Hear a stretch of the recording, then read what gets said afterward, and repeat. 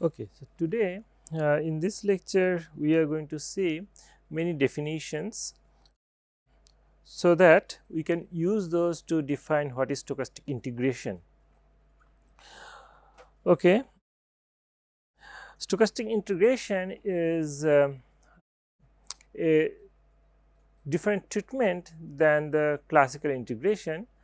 The main reason is that when we see integration with respect to a boundary variation process, typically in the situation when we talk about Riemann-Stieltjes integration. Okay, so in the typical Riemann-Stieltjes integration situation, what you do, you take one integrand, and that is a, for example, a function of time t, and you take an integrator that is also a function of t, and you integrate this integrand with this the integrator. But to define such integration in the sense of Riemann-Stieltjes, what you fundamentally need is the integrator should be of bounded variation. Why is it so? Because we know that a bounded variation function can be written as difference of two monotonic increasing functions. And if you have a monotonic increasing function, then you can take that as an integrator and you can define integration with respect to that integrator. And so that is the limitation of Riemann-Stieltjes integration.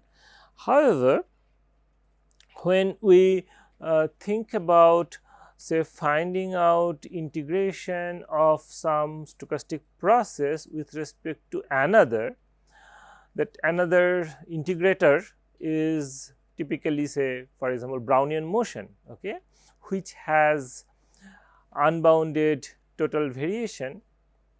So, for those cases, the Riemann-Stieltjes sense is not appropriate. One cannot define such integration using the sense of Riemann-Stieltjes. So, that is the reason that one should have a proper notion of integration with respect to some integrator which is not of bounded variation. Okay. Here for stochastic calculus, okay, we encounter this type of processes which are not of bounded variation. So, we deal with this integration in this topic. So, first I start defining few things which may appear as not so relevant, but over few more slides it would be clear that how are these things are building blocks, and they are going to help us to define what we want to do at the end. Okay. So, first we define what is stopping time. A stopping time is a random time. What does it mean? That its value is non-negative real number or could be plus infinity. So, this capital T is further assumed to be Ft stop measurable. What do I mean by that?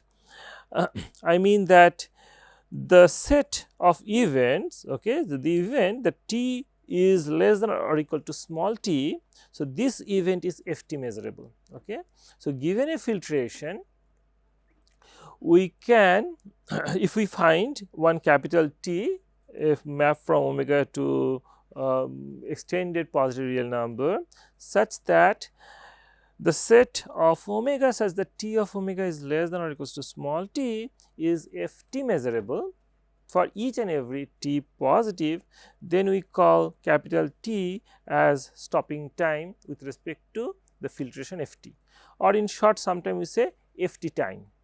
Okay. The rationale behind this type of consideration of time is that not every random time is important or relevant. Why is it so? For example, if we ask like a gambler is gambling, playing gamble, okay, and that gambler would continue playing until some particular time, and that is possibly a random time, and after some time the gambler stops, okay. And if you ask what is this random time, okay, I mean, how one can determine this random time? What does it depend on? Of course, that depends on the past or present performance of the gambling of the gambler.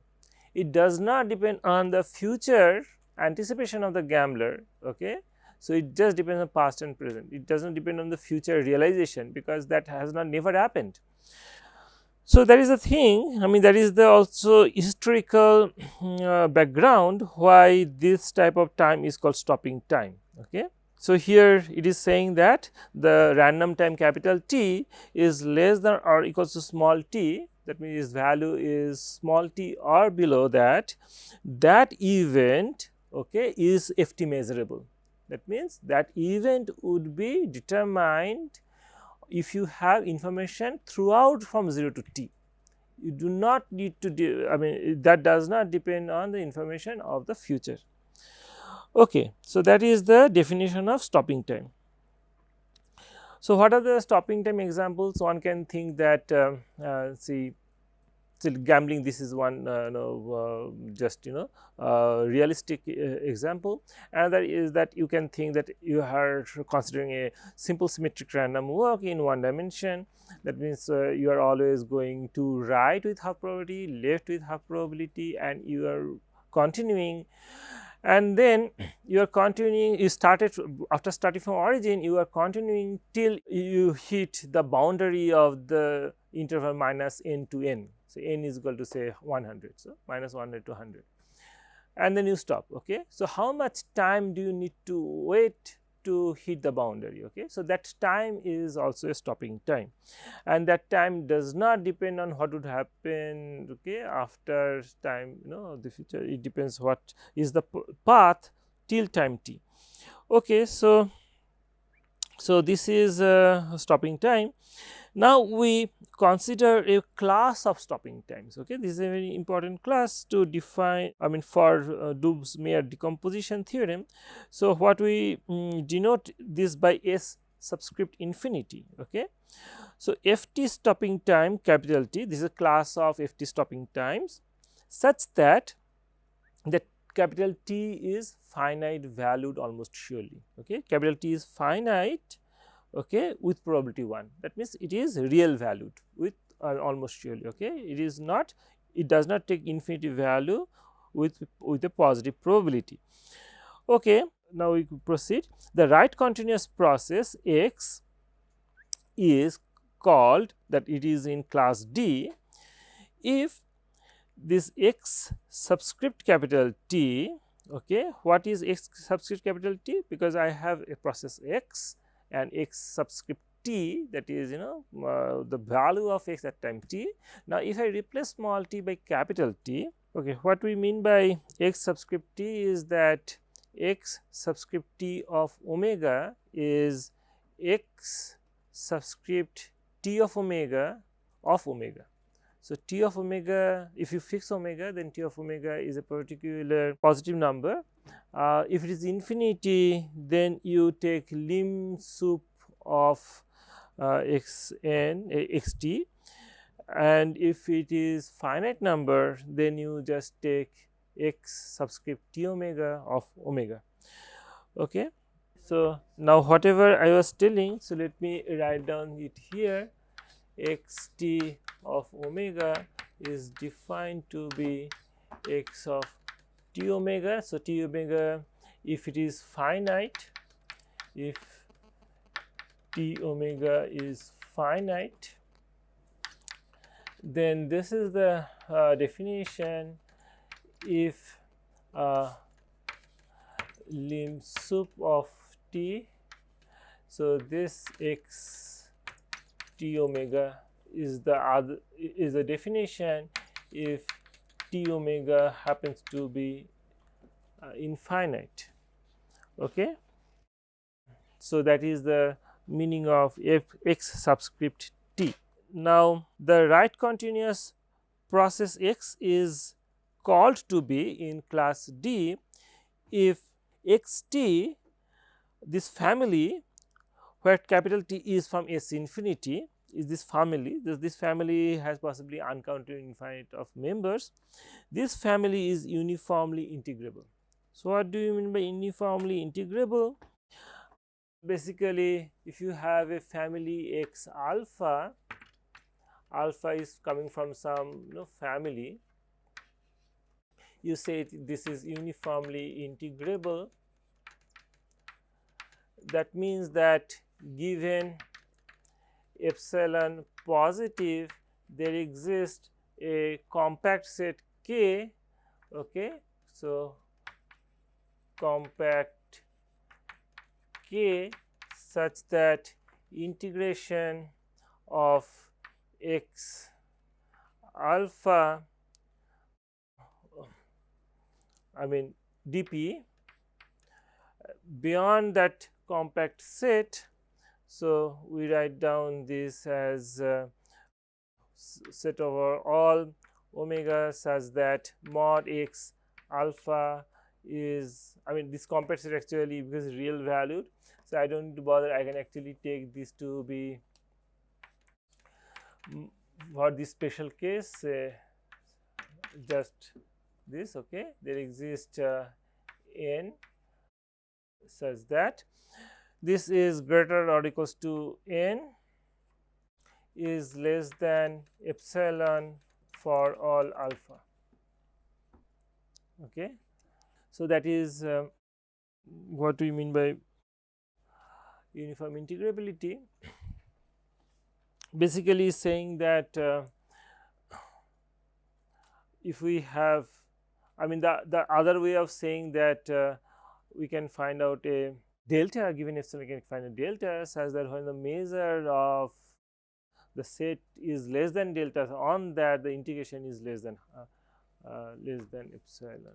Okay, so I should have written modulus here, correct. Here this index is capital T and that capital T is running over S infinity. Okay, so that we call in D. Okay, and we would call the process X is in DL. Okay, is in DL. Okay, if we consider a different collection X subscript capital T, where capital T is coming from S script S subscript A. Okay, so what is that S subscript A? This is actually a condition, I mean stronger condition. It is saying that all ft stopping times capital T such that the probability that capital T is less than A, okay, is equal to 1. That means it is bounded by A. Okay, essentially bounded, actually essentially bounded by A. So, that is a very strong condition. Okay, there are many stopping times capital T which would be in S infinity, but would fail to be in SA. Okay, so SA is a small class. Okay, smaller class. Now, if we say that we are looking for the Stochastic process X such that this X subscript T, where T belongs to SA, is uniformly integrable, that means we are putting less number of constraint, because the class I am looking at is smaller than our earlier class. Okay, so for example, if my class is just singleton, so then that is of course, I mean, and that contains one integrable random variable, that is of course uniformly integrable. Okay, so here we are putting less constraint. Since we put less constraint, so as a result DL is larger set. Okay, so here I write down it even clearly as SA is a subset of S infinity for all A positive, the class DL being a set with less constraint is larger than D. So, X belongs to D implies X belongs to DL, but of course opposite need not be true. Next we see this result. This result is saying that X is right continuous. So, henceforth on, I mean I may use R dot C dot to denote right continuous this word. X is right continuous submartingale. Okay, and under any of these two criteria A and B, we can say that X is in DL. Okay, so we are I mean here quoting sufficient condition for a right continuous submartingale to be in DL class. Okay. What are these two conditions? A is that it is simply non-negative, okay, and B is saying that, okay, X has a particular decomposition, that X can be written as sum of a martingale and an increasing adapted process. Okay. So, if X can be written as sum of martingale and increasing adapted process, or otherwise you just have X is non-negative, either of the cases, that is sufficient to ensure that right continuous submartingale X is in class DL. Okay. So, that means this DL is really large enough, it includes lots of such processes. Okay. So, let me define quickly what do I mean by submartingale. In the earlier class possibly I have not mentioned that. So, given a filtration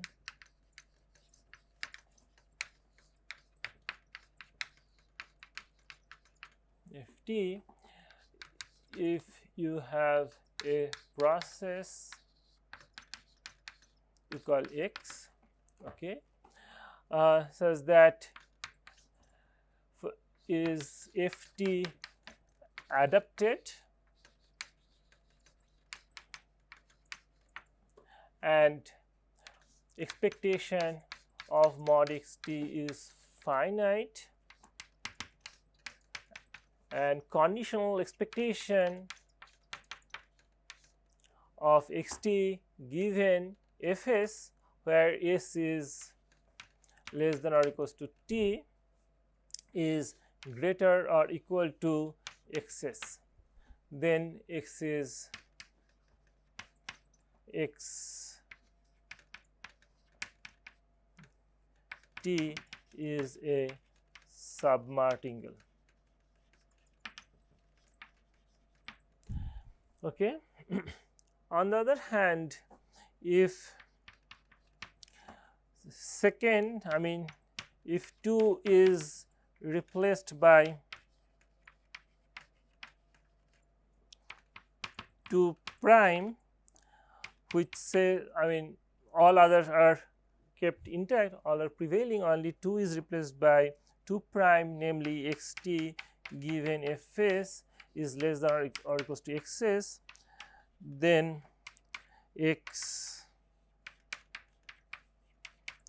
is called a supermartingale. Supermartingale.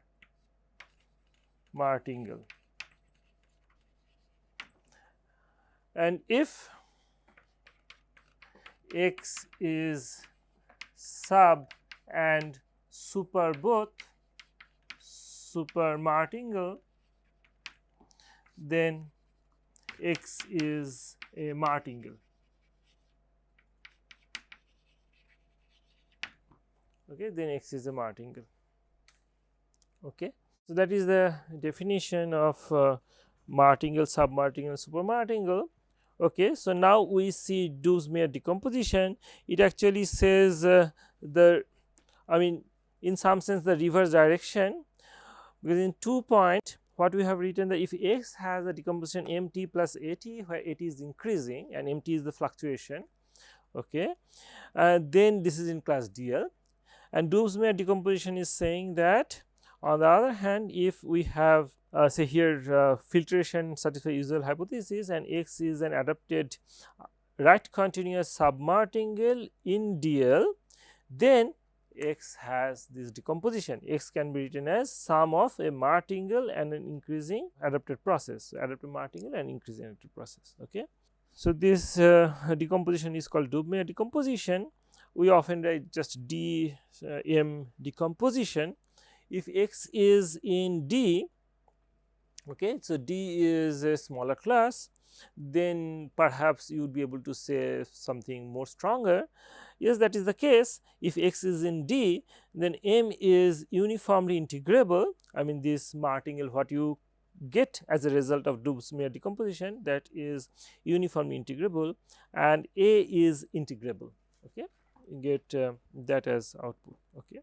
Next we see some more few definitions. Here we define what we mean by natural process, An increasing process A is called natural if for every bounded right continuous martingale M, okay, expectation of this integration is same as expression of these integrations. In both the integrations, you have the same integrand, that is A, and we are actually talking about the property of A, but integrate same integrator A, but integrands are a little different. In the first place you have M subscript S, second place you have M S minus, okay, just the left limit of the process M. And if you have this equality for all possible bounded right continuous martingales, okay, then this is a property of A. If your process A is such that this equality holds for all possible right continuous bounded martingales, then you call that A to be a natural process. Okay. So, an increasing process which has this property would be called a natural process. Okay. I mean, this is just one example. Every continuous increasing process is natural. Okay. If you have continuous increasing process, it is natural. Why is it so? I mean, this is very easy to see, because when you consider right continuous martingale, then of course given a finite time interval, for every omega it has only countable many discontinuities. Every omega in the sense that almost every omega, okay, you have only finite many discontinuities. And then for that omega, if you consider this integration is in the sense of Riemann-Stieltjes. So, we can talk about path by path integration, and then of course both the integrations would exactly match, because they are there, the integrand is differing only at countable many places. Okay. So, if A is on the other hand is continuous increasing process, okay, so then you would get that they would be equal, and therefore expectation would also be the same. If A in Dubner decomposition is chosen natural, then the Dubner decomposition is unique. So, this is a nice result. Why is it so? Because in the Dubner decomposition, when it is stated, it just talks about existence of such decomposition. It does not talk anything about uniqueness. Okay. One can of course take other type of decompositions. Say for example, if you consider Poisson process, say, okay. So, in the Poisson process, NT is the Poisson process. That means it takes only integer values for every time t, and then it is non-decreasing, and therefore given any finite time interval, it has only finitely many discontinuities actually with probability 1.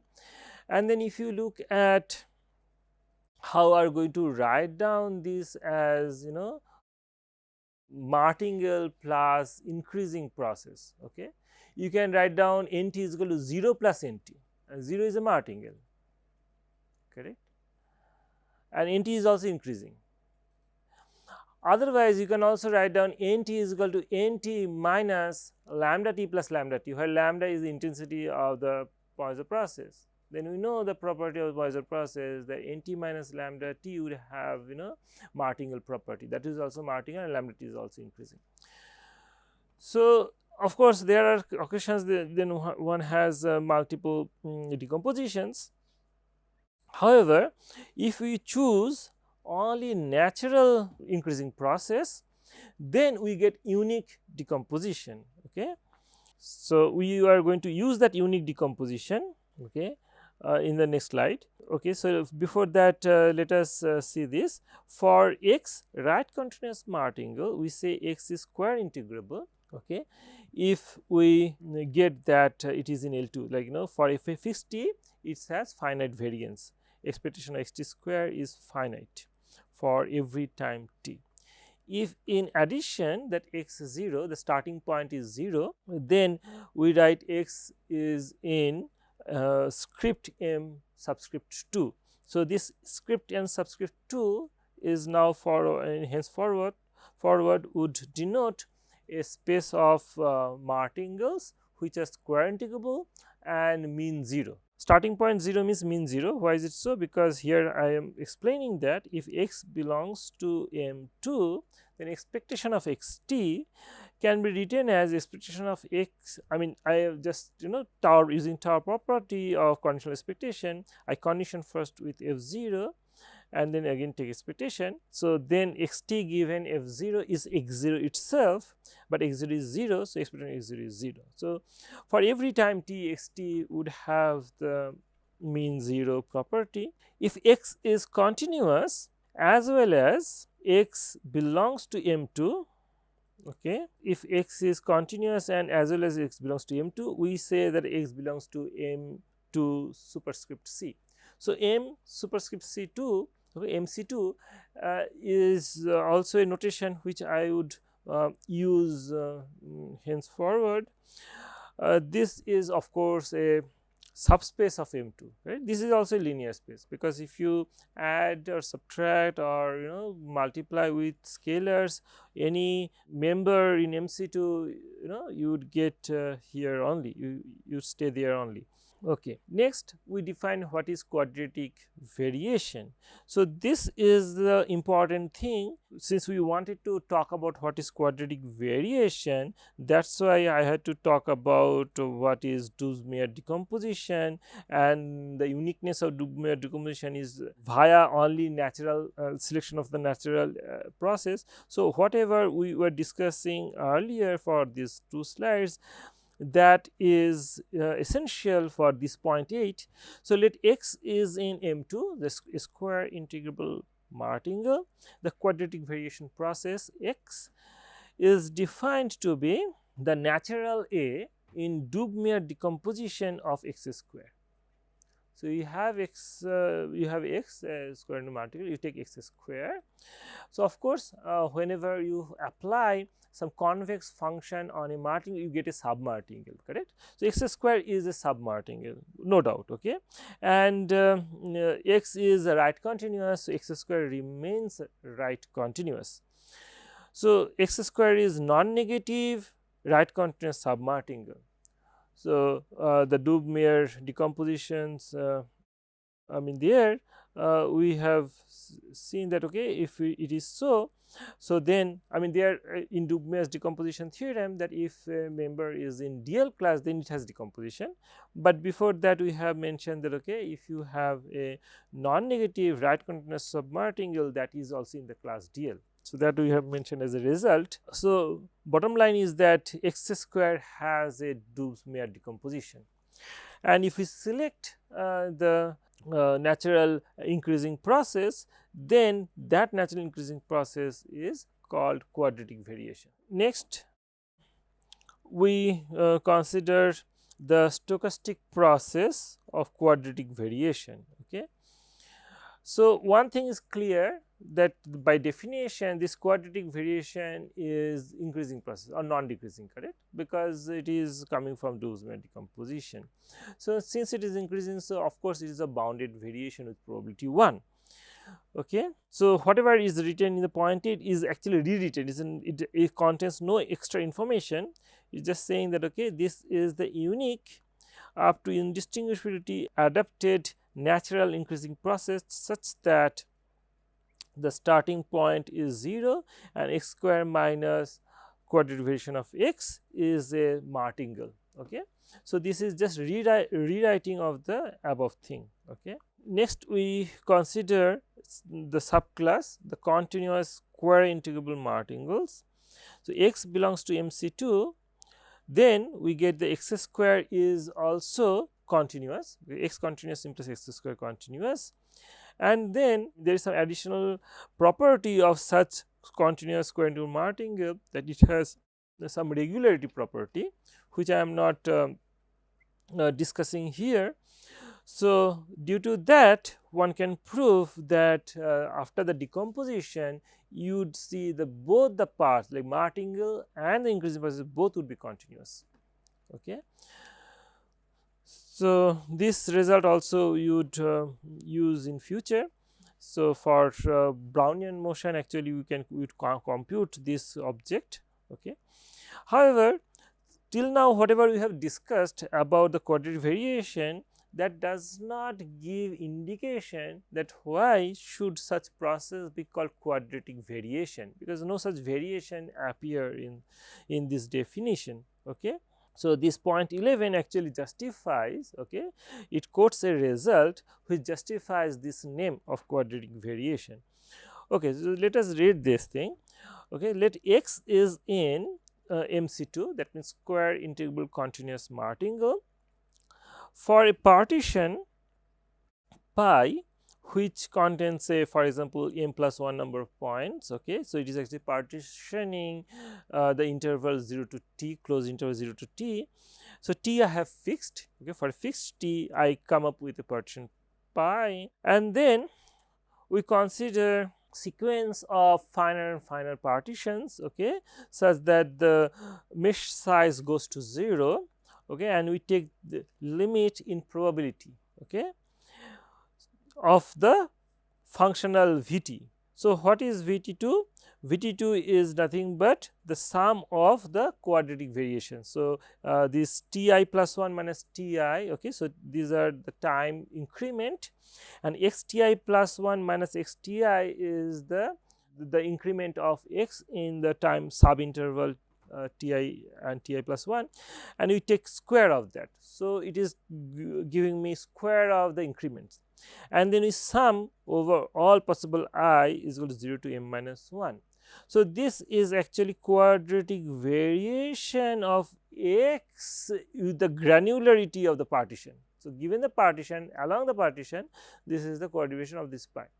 But if you increase, your partition points, make it finer and finer, then I mean, you can discuss that, okay, where does this limit go? Okay. So, here it says that this family, okay, if I tend my mesh size pi goes to 0, then in probability it converges to the process, quadratic variation process, as described above. Okay. So, this justifies the name that why should such process be called quadratic variation. Okay.